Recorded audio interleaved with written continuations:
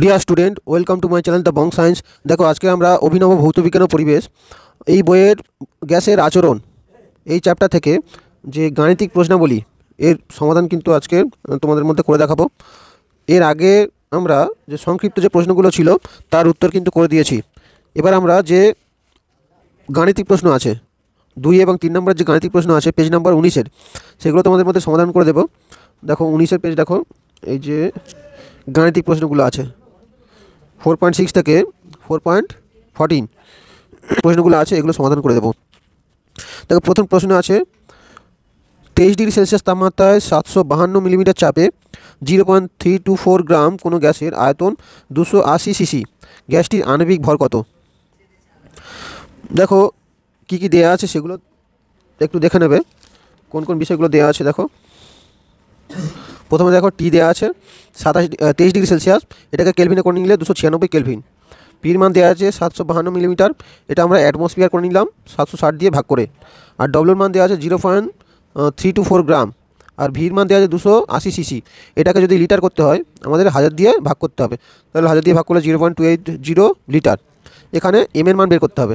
দেখো আমরা জানি পিভি সমান এনআরটি, এখান থেকে আমরা এন এর মান বের করে নিয়েছি। এই বসিয়ে তুমি মান বের করে দেখবে 0.0114 হবে। তাহলে W/M সমান এটা, তাহলে এম এর মান কত হবে? দেখো পাওয়া গেছে 28.4 লিটার।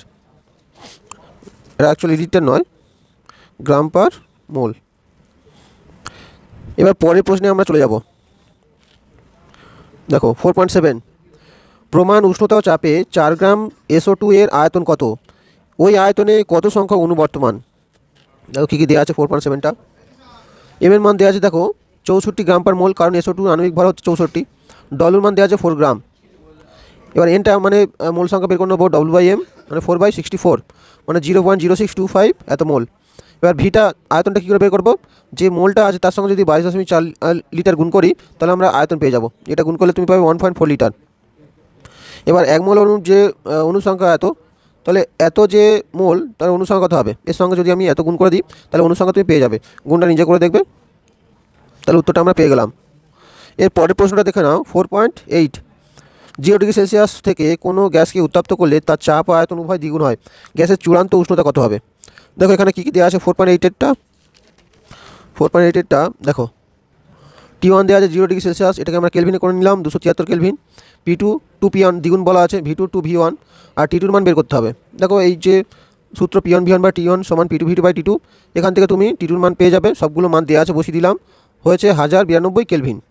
এটাকে তুমি ডিগ্রি সেলসিয়াসে করতে পারো। পরের প্রশ্ন দেখো 4.9 16 ডিগ্রি সেলসিয়াস উষ্ণতা এবং 440 মিলিমিটার এইচজি চাপে একটি গ্যাসের আয়তন 380 সিসি, 0 ডিগ্রি সেলসিয়াস উষ্ণতায় 760 মিলিমিটার চাপে তার আয়তন কত? দেখো কী কী দেওয়া আছে 4.9-এ। দেখো P1 দেওয়া আছে 740 মিলিমিটার 5 নম্বরের চাপ, P2 760, T1 দেখো 16 ডিগ্রি সেলসিয়াস, এটাকে কেলভিনে করে নিলাম। T2 0 degree Celsius 273 kelvin. V1 এর মান 380 সিসি, V2 মান বের করতে হবে। দেখো P1 V1 বা T1 থেকে P2 V2 by T2, V2 মানে কেন আমরা বসিয়ে দিলাম, মানগুলো সব বসিয়ে দেওয়া আছে। দেখো উত্তর আছে 349.52 সিসি। দেখো উত্তরটা করে তোমরা এটা মান পাবে। এবার দেখো 4.10-4.10-এরটা দেখো 300 কেলভিন উষ্ণতায় 570 মিলিমিটার এইচজি চাপে 4.4 গ্রাম কার্বন ডাইঅক্সাইড গ্যাসের আয়তন নির্ণয় করো। দেখো এটা ইম্পর্টেন্ট কোশ্চেন, এরকম কোশ্চেন কিন্তু পরীক্ষায় পড়ে। তাহলে দেখো সবগুলো দেওয়া আছে। দেখো টির মান দেওয়া আছে 300 কেলভিন, পির মান 570 মিলিমিটার 5 নম্বর চাপ, এটাকে আমরা অ্যাটমসফিয়ার করবো। অ্যাটমসফিয়ার করলে কিন্তু 760 দিয়ে ভাগ করতে হবে। আর ডব্লুর মান দেওয়া আছে 4.4 গ্রাম। আর এম কত? এম 44 কার্বন ডাইঅক্সাইডের এম মানে আণবিক ভর। তাহলে আমরা জানি পিভি সমান W/M/RT, তাহলে এখান থেকে ভির মান বের করেছি, সব মানগুলো বসিয়ে দেওয়া হয়েছে। উত্তর হয়েছে দেখো 3.28 লিটার। এবার দেখো 4.11টা দেখো STPতে 0.64 গ্রাম একটা গ্যাসের আয়তন 244 সেমি কিউ হলে গ্যাসটি আণবিক ভর নির্ণয় করো। দেখো কী কী বিষয় দেওয়া আছে 4.11টা। ডব্লু মান 0.64 গ্রাম, ভির মান দেওয়া আছে 244 সেমি কিউ, ওটাকে আমি লিটারে করে নিলাম। লিটারে করে নিলে 1000 দিয়ে ভাগ করলাম, দেখো 0.244 লিটার। আর কী দেওয়া আছে দেখো টি দেওয়া আছে 0 ডিগ্রি সেলসিয়াস মানে 273 কেলভিন, পির মান 1 অ্যাটমসফিয়ার। এবার আমরা জানি পিভি সমান W/M/RT, এখান থেকে এমটা বের করে নেওয়া হয়েছে। এমটা সব মানগুলো বসিয়ে দিয়েছে, হয়েছে 58.75 গ্রাম পার মোল। দেখো এটা উত্তর হবে, তোমরা একটু বসিয়ে মানটা বের করে দেখবে। এবার দেখো 4.12 27 ডিগ্রি সেলসিয়াস উষ্ণতায় 760 মিলিমিটার পারস্তম্ভের চাপে কোনো গ্যাসের আয়তন 900 সেমি কিউ হলে এসটিপিতে ওই গ্যাসের আয়তন কত হবে? দেখো এটা দেখে নাও একটু, সব মানগুলো দেওয়া আছে। T1 এর মান দেওয়া আছে, P1 দেওয়া আছে। এবার দেখো V1 এর মানও দেওয়া আছে, T2 এসটিপিতে যেহেতু বলা আছে মানে উষ্ণতা কী হবে 0 ডিগ্রি সেলসিয়াস, এটাকে কেলভিন করে নিয়েছি। P2 এটা 1 অ্যাটমসফিয়ার মানে 760 মিলিমিটার এইচজি চাপ। আর V2 মান তোমাকে বের করতে হবে। যেহেতু P1 আর P2 সমান, তাহলে V1/T1 সমান V2/T2 এই সূত্র ফেলবো। তাহলে এখান থেকে V2 মান পেয়েছি আমরা 819 সেমি কিউ।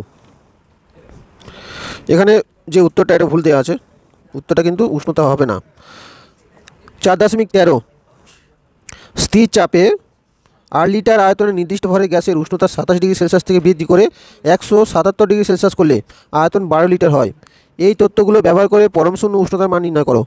দেখো এটা একটু জটিল আছে। দেখো সব মানগুলো আমরা আগে বসিয়ে নিয়েছি।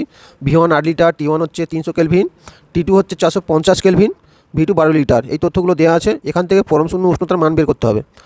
এবার তোমাকে এখানে কি করতে হবে, দেখো আমরা জানি যে চার্লসের সূত্রে V সমানুপাতিক T, ওখানে যদি পরম উষ্ণতা আনতে হয় তাহলে সমীকরণটা কিন্তু একটু চেঞ্জ হয়ে যাবে। তখন V সমান হবে K T1 - T0। এটা একটা সরলরেখা সমীকরণ। তাহলে V2 সমান কী হবে, K T2 - T0 হবে, যেহেতু এখানে পরম উষ্ণতা উল্লেখ করা হয়েছে। তাহলে V1/V2 করবে T1 - T0/T2 - T0। এখান থেকে তুমি T0 মান যদি বের করো এরকম আসবে T1 - T2 - T1/V2 - V1 × V1। এবার আমরা সব মানগুলো যদি বসিয়ে দিই, T0 এর মান পাবো আমরা 0 কেলভিন। 0 কেলভিন অর্থাৎ -273 ডিগ্রি সেলসিয়াস। তাহলে এখান থেকে আমরা কিন্তু পরম উষ্ণতার মান কিন্তু সহজে বের করে নিলাম। এর পরের যে প্রশ্নটা আছে দেখো 4.14 27 ডিগ্রি সেলসিয়াস উষ্ণতায় 4 অ্যাটমসফিয়ার চাপে 8 গ্রাম হাইড্রোজেন গ্যাসের আয়তন কত? এরকম কোশ্চেন কিন্তু পরের সহজ কোশ্চেন এর আগেও আমরা একটু করেছি। দেখো টি দেওয়া আছে 27 ডিগ্রি সেলসিয়াস, কেলভিনে করলে 300 কেলভিন, পি দেওয়া আছে 4 অ্যাটমসফিয়ার, ডব্লিউ দেওয়া আছে 8 গ্রাম, আর এম হাইড্রোজেন, যেহেতু হাইড্রোজেন হচ্ছে এম এর মান 2। তাহলে আমরা জানি পিবি সমান W/m/RT। ভির মান এখানে বের করলাম V সমান W/RT/m × P। এখানে সব মানগুলো তুমি বসিয়ে দেবে, বসিয়ে দিয়ে ভির মান পাওয়া গেল 24.6 এত লিটার। দেখো উত্তর দেওয়া আছে 24.6 লিটার। সুতরাং আমরা কিন্তু আজকের যে গ্যাসের আচরণের যে গাণিতিক প্রশ্নগুলো ছিল অভিনব থেকে, তার উত্তরগুলো কিন্তু বলে দিলাম। ভিডিওটি ভালো লাগলে অবশ্যই লাইক, কমেন্ট, শেয়ার, সাবস্ক্রাইব করবে। আর যারা নতুন আসছো তারা অবশ্যই চ্যানেলটা সাবস্ক্রাইব করে যাবে।